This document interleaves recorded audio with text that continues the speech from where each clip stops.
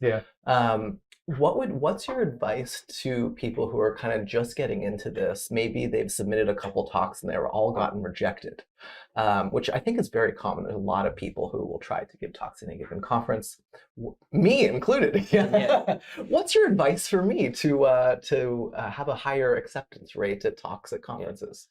Well, so look, right. The first thing I would say, right, it was a surprise for me what we proposed them, what they accepted so many of my talks, right, and I even say what that is unfair. I think there have been some other good talks which were rejected, right, in this case, right. But I think a lot of my talks also were mostly at the different tracks. Yeah, like one per track or something. Yeah, so that is something which also think like why it was this way, right? And also I would say it's not always this case, right? There are some conferences where I don't get accepted, right? I think you should not take your rejections, personally. My advice would be in this case is to start building your portfolio, right? Maybe you can speak at the local events, local meetups, maybe some webinars, right? Because in many cases you get that recognition, right? Or if you supply, like here, listen for me to me speak, that can help, right? I also think it's and that is what I was saying about the speakers. Actually, having their name recognitions with the people who are on those committees and who decide, that is very important, right? So attend those events, right? Know who is on committee, right? And just open chat to them. Yeah. Very, very relationship based, right? Very relationship based. Yeah, and you don't want to have bias completely to say like, oh, I'm only going to bring in the people that I know or my friends, when you're on a CFP committee. But it does help if there's 2 sessions and you're like, I know this is a known quantity. I know they want to speak. They're eager to be here, and this other person isn't.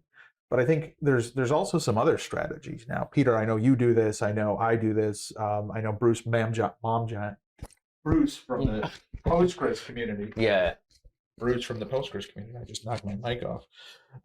Also does this where we submit lots of different talks to each of the conferences because we don't know exactly what they're looking for sometimes. And so sometimes, having more of a bit of a blanket approach. Now, some organizers don't like that because there's just too many coming in. But if there's multiple tracks and you have things that fit into multiple tracks, that can really work well, right? Yeah.